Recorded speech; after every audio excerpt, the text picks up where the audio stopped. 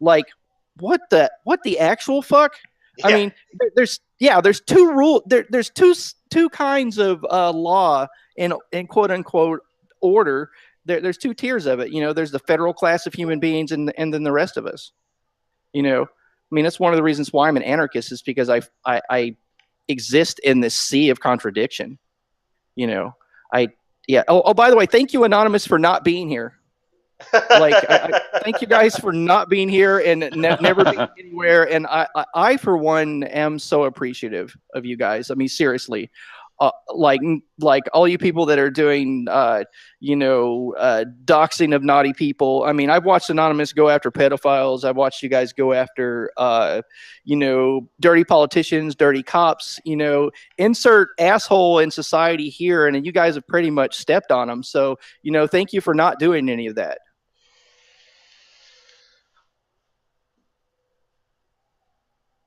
And that's a perfect response. so so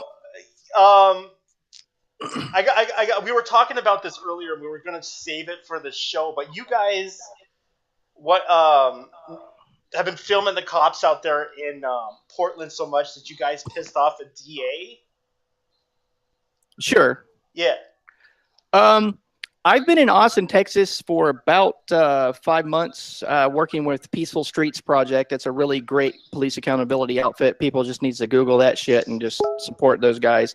But while I was gone, a lot of my comrades decided to take it to command level Portland Police Bureau officers and the mayor of Portland and the chief of police. And what I mean by take it to them is do the same shit that corporate media does.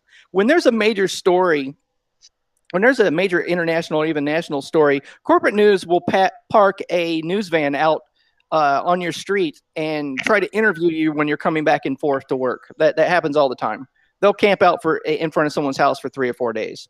Well, a lot of people in the police accountability media community out here in Portland decided that they're getting sick and goddamn tired of not being able to go, into the offices. I mean, we've tried multiple times to get sit-downs with the mayor, the police commissioner.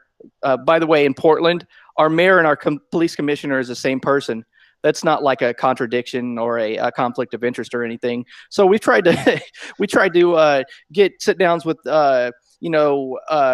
Pete Simpson, the public information officer, or our minister of propaganda here in Portland, Oregon. He's basically we call him Little Goebbels.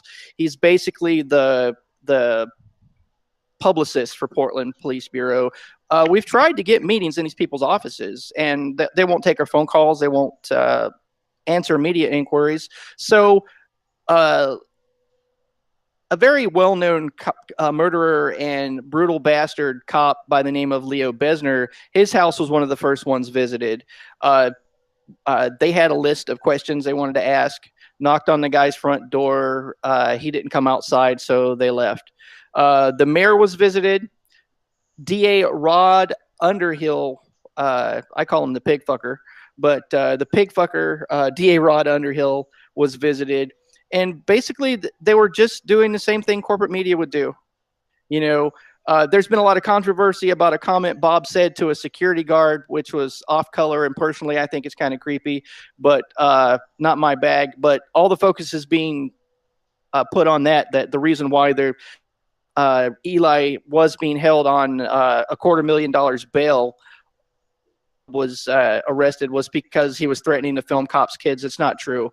He was talking shit, and he told a security guard when he was being escorted off a property that he'd filmed the guy's kid. But basically, that's what's going on. We're being targeted for multiple arrests and harassments because of media inquiries.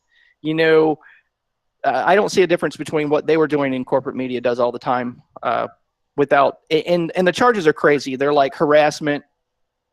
In Oregon, to prove harassment, no, not harassment, stalking.